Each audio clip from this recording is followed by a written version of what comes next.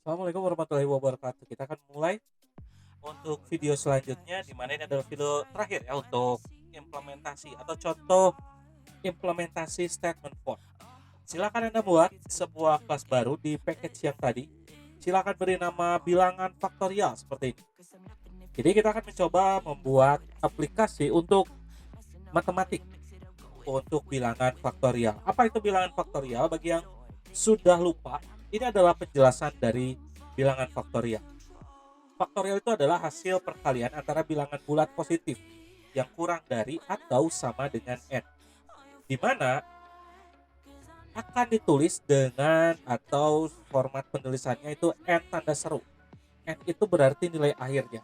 Jadi kalau misalnya kita mau buat 10 faktorial, berarti akan dituliskan 10 tanda seru, dan itu akan melakukan perkalian dari 1 dikali 2 kali 3 selanjutnya sampai dikali 10. Bisa kita lihat di sini adalah format dari rumusnya. N tanda seru sama dengan 1 kali 2 dikali titik-titik sampai kali N. Contohnya adalah, ini adalah contoh dari faktorial 0 sampai 10. Berarti kalau 0 faktorial berarti akan 1, 1 faktorial akan 1, terus 2 faktorial berarti 1 dikali 2. Lalu 3 faktorial itu adalah 1 dikali 2 dikali 3 sampai 10 faktorial itu 1 kali 2 kali 3 kali 4 kali 5 kali 6 kali 7 kali 8 kali 9 kali 10 yang menghasilkan bisa dibilang ini 3.628.800. Jadi kita akan membuat aplikasi seperti itu. Silahkan Anda buat mainnya, silahkan disediakan dulu mainnya, lalu Anda siapkan scanner. Kenapa? Karena nanti jumlah bilangan faktorialnya akan kita input melalui keyboard. Jadi kita menggunakan scanner. Jika sudah, maka apa yang akan dilakukan? Berikutnya adalah kita munculkan dulu ingin melakukan berapa faktorial. Jadi kita lakukan system out print line, Anda ingin melakukan berapa faktorial. Lalu di sini kita akan lihat juga integer faktorial sama dengan sc.nextIn. Ini fungsinya untuk apa? Fungsinya adalah untuk menyimpan Anda mau melakukan berapa faktorial, dan ini adalah integer hasil sama dengan 1. Kenapa kita perlu variabel integer hasil? Karena kita perlu menyimpan hasil perkalian sebelumnya. Agar kita bisa mendapatkan nilai ini, kita harus menyimpan dulu hasil kali ini, lalu nanti hasil dari perkalian ini dikalikan bilangan berikutnya, hasil perkalian ini berarti dikalikan ini, lalu hasil kali ini berarti dikalikan ini, hasil kali ini dikalikan ini, sehingga kita harus menyimpan hasilnya. Biar jelas, di sini saya akan menuliskan system.out.println, di mana di sini kita akan mengalihkan hasil sedang dikalikan dengan dikali dengan A. Jadi hasil sedang dikalikan berapa? Oh ya, saya lupa.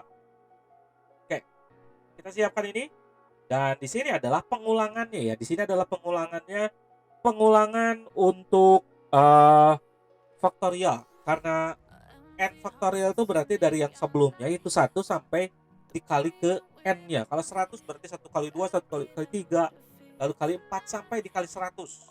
Jadi kita akan melakukan pengulangan tersebut, dan setiap pengulangan akan menghasilkan perkalian antara hasil perkalian sebelumnya dengan sekarang gitu ya. Makanya di sini ada hasil dan ada A. Supaya lebih jelas, kita akan coba run. Di sini adalah kita run. Lalu kita akan bandingkan dengan nilai yang di sini ya. Misal saya ingin 5 faktorial, harusnya 120. Maka ini adalah hasilnya. Kenapa bisa 120? Karena pertama adalah 1 kali 1. Ya.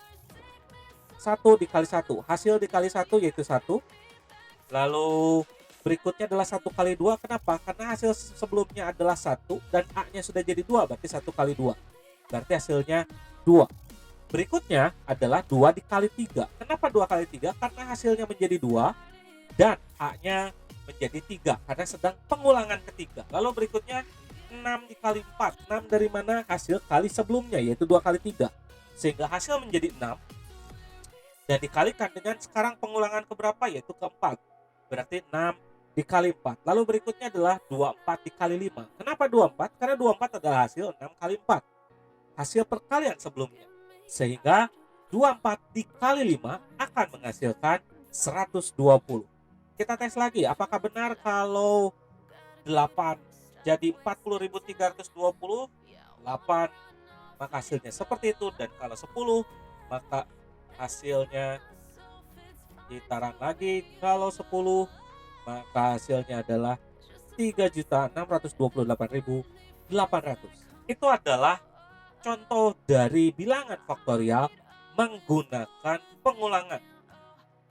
Di sini kita bisa lihat, kita bisa melakukan pengulangan berulang. Kenapa bisa seperti ini? Karena ingat, konsep dari variabel itu adalah saling menimpa. Jadi saat hasil sama dengan hasil, berarti hasil sebelumnya atau nilai yang sebelumnya disimpan di variabel hasil akan ditimpa atau tertimpa oleh hasil perkalian yang baru. Karena variabel itu adalah wadah. Jadi isinya bisa ditimpa oleh hasil berikutnya. Oke? Itu adalah program terakhir untuk pertemuan sekarang. Jika ada pertanyaan silakan tanyakan di forum diskusi. Atas atensinya saya ucapkan terima kasih. Wabillahi taufiq wal hidayah. Wassalamualaikum warahmatullahi wabarakatuh.